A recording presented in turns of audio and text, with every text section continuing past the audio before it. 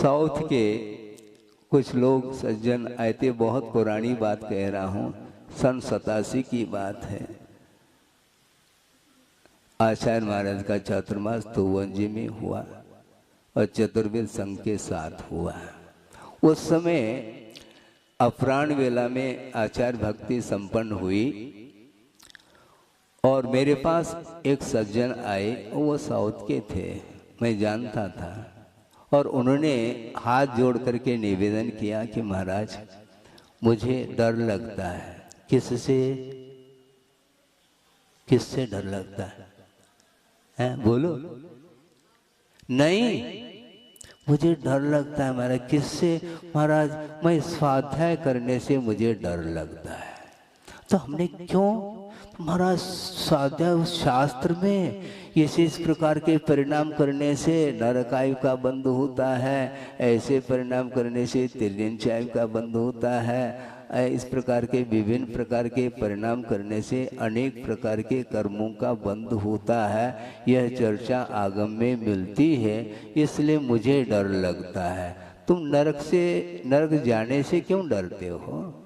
नरक के लिए जो कारण है उनसे बचो। कारण से बचोगे तो निश्चित रूप से कार्य से बच जाएंगे आप।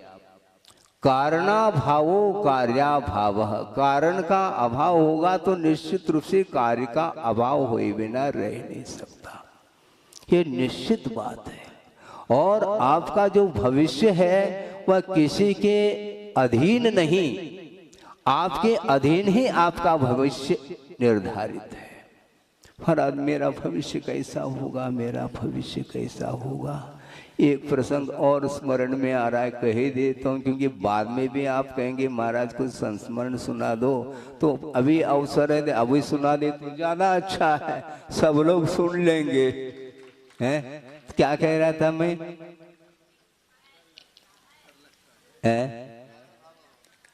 नहीं, बहुत अच्छा, हमें याद आ गया, आपको नहीं आएगा।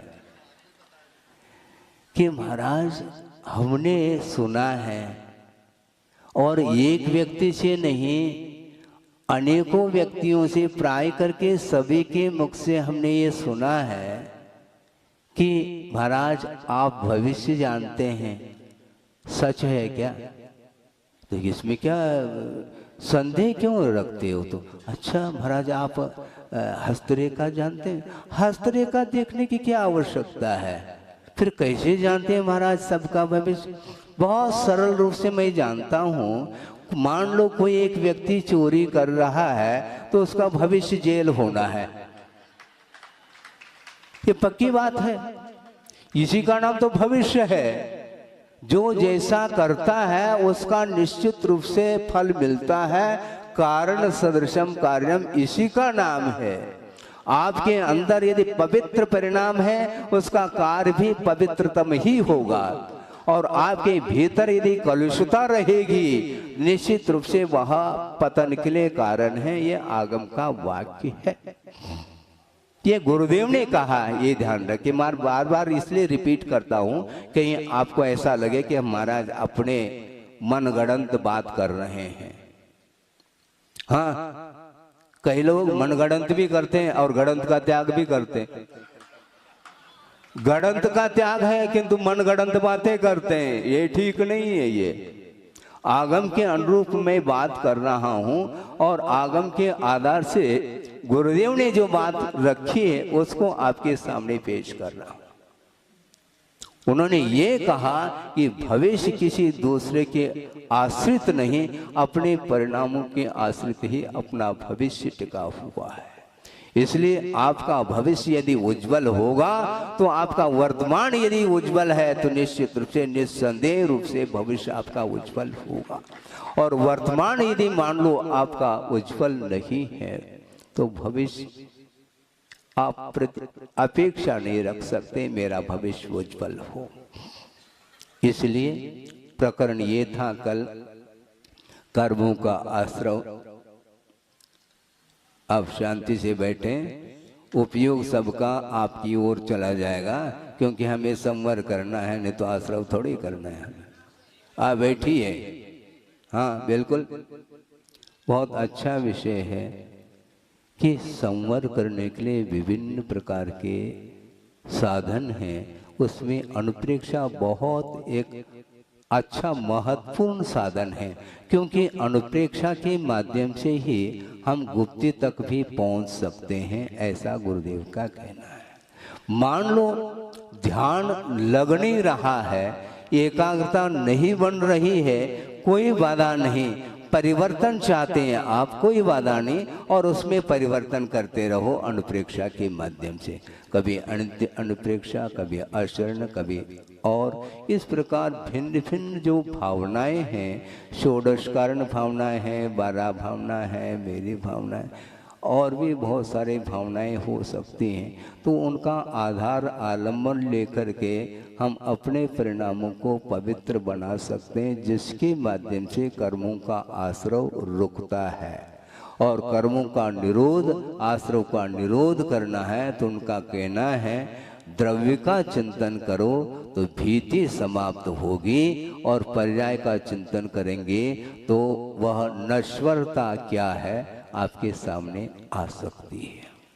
पर्याय चाहे स्वाभाविक पर्याय हो, चाहे वैभाविक पर्याय हो, पर्याय तो नश्वर ही होती है।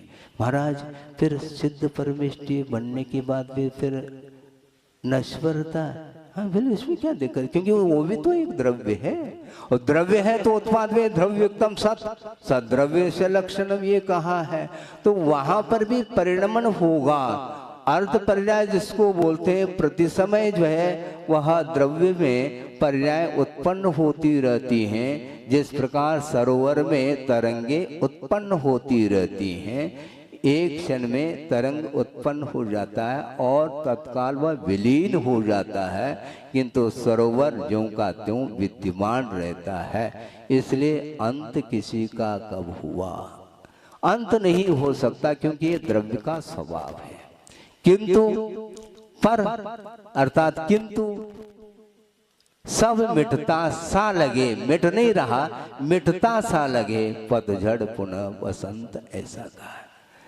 पतझड़ हो जाता है, फिर वसंत ऋतु आ जाती, नए नए कोपले फूट जाती, ये धारा है, ये टूटेगी नहीं। इसलिए पर्याय को लेकर के हम यदि चिंतन करते हैं तो वैराग्य निश्चित रूप से होगा।